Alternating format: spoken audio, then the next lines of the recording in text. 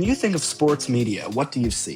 Your answer probably depends on your age. If you're Gen X or older, you might imagine SportsCenter or Studio Show with analysts breaking down last night's game. But if you're a millennial or Gen Z, sports media might look more like a TikTok edit, meme, or a 30-second clip that pops up on your For You page. The statement, "the internet changed the world," might be the biggest understatement ever, but sports media is one area where the shift is most dramatic. Before the internet, anyone who wanted sports content had to turn to cable networks like ESPN, CBS, Fox, or TNT. These networks created an echo chamber where only big market teams got attention. If your team wasn't the Lakers, Cowboys, Yankees, or Patriots, good luck. Take Lauri Markkanen, for example. He's having one of the best seasons of his career, but on ESPN, he doesn't even exist because he plays for a small market team, the Utah Jazz. TikTok exposes this. While algorithms try to push popular stars like LeBron or Patrick Mahomes, fans push back by creating ads of underappreciated players.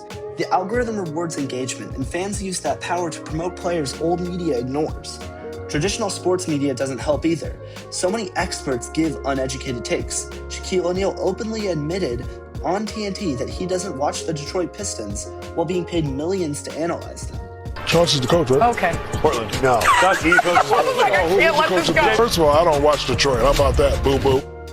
Before the rise of internet creators, this was the only option for fans. And if mainstream analysts didn't care about your team didn't exist. Now we're watching something completely new. Creators are becoming more powerful than the corporations. That's not random. Algorithmic power has overtaken executive power. TikTok and YouTube decide what trends more than any TV producer ever has. To understand why this matters, you need to look at how consolidated the old system was. Disney owns ESPN, Warner Discovery owns TNT, Paramount owns CBS, and Fox and NBC run their own networks. And the leagues added subscription paywalls like League Pass and Sunday Ticket that boxed out fans financially, especially if their favorite team wasn't local. As a San Francisco and LA fan living in New Jersey, I've lived through this blackout nightmare. The internet disrupts all of this. Most young fans don't sit through a 3-hour game. They watch highlights, edits, or reaction videos. This creates a generational divide. Younger fans can scroll through clips, while older fans or those without digital literacy watch full broadcasts. And highlight culture can remove context. Cade Cunningham dropping 46 points looks like perfection until you realize he missed 36 shots, a new record, and took 16 free throws. There's a growing access gap, too. Low-income fans and people who struggle with fast-changing digital slang or platforms are getting left behind. Many of them turn to unofficial free streaming because legal access is too expensive. Even LeBron James, a literal billionaire, was caught using Streamies during an NBA game. Piracy raises ethical questions, but fans see it as the only affordable option. Meanwhile, fans on TikTok upload clips within seconds, and creators like Queese, Chris, and Graphsketball post daily recaps faster than ESPN can. House of Highlights built an entire media empire on being quicker than legacy media. Audience participation is at an all-time high. Remix culture, turning highlights into emotional edits with music, lets fans shape narratives themselves. The line between fan and creator is disappearing because anyone with CapCut and Premiere can make content. A one-way broadcast becomes a giant multi-voice conversation. This has also revealed how out of touch old media can be. Fans clown bad takes, roast analysts who clearly don't watch games, and mock older players who sound like they represent the modern NBA. Fans, more than anything else, want authenticity in their media. And that's why YouTube creators are exploding. People are turning away from ESPN and towards independent creators like Rusty Buckets, Basketball Bulletin, Buha's Block, and Chester. Some provide slow, detailed analysis while others give fast, Mr. Beast-style sports content. All of them engage directly with fans. Comment sections, likes, polls, audience-submitted takes become part of the content. Creators like Rusty and SROS build whole videos around responding to viewers. These creators are not controlled by the shareholders, ad buyers, or network executives. They don't have to chase a certain view count to survive. They can talk about whatever and whoever they want. Lauri Markkanen, the Packers, the Thunder, and fans love it. This shifts the ideology of sports media from polished professionalism to authenticity and relatability. Another huge change is globalization. Edits use highlights and music, two universal forms of media, so language barriers disappear. A dunk makes sense in every culture.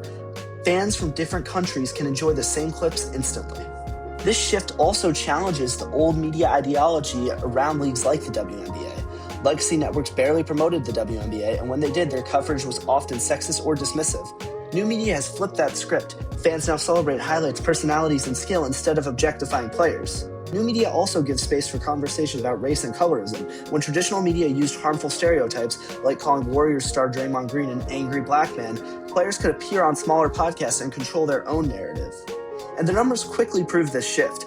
Who's Regularly gets 100,000 views per video, Rusty Buckets gets hundreds of thousands of views on hour-long deep dives, and House of Highlights has over 30 million followers. Meanwhile, ESPN struggles to get 50,000 views per video despite having far more followers. But the new system isn't perfect. AI slop fills TikTok, bots repost stolen clips, AI voices narrate low-effort videos, and AI thumbnails threaten artists' jobs. Voice cloning raises several ethical concerns about athletes. Misinformation spreads easily, from silly parody accounts like NBA Centel to fake stories designed to manipulate fans. Creators face new ethical pressures to stay accurate without an editorial board. Data is another major issue. TikTok, YouTube, X, and Instagram collect massive amounts of information, and their opaque algorithms can shadow ban creators overnight. In a sense, TikTok now plays a similar role in gatekeeping that Disney once held. Filter bubbles can form too with the new system. My algorithm knows I'm a Lakers fan, so I get Lakers content consistently and miss stories about other teams. This contributes to a loss of public spheres too. People are no longer sharing one unified sports conversation. Despite the flaws, this shift overwhelmingly benefits fans. Content is more authentic, cheaper, more global, and more adaptable to how people actually like consuming media. Companies are trying to keep up. NFL Red Zone, NBA TV hiring creators like Jester and Trevor Lane, and The Athletic partnering with TikTok editors, but creator-driven content still dominates. The future is unclear, but one thing is certain. Creators are rising while old corporations decline. Algorithms can recreate old inequalities, and VR and AR might reshape consumption again, but for now, sports media belongs to the fans.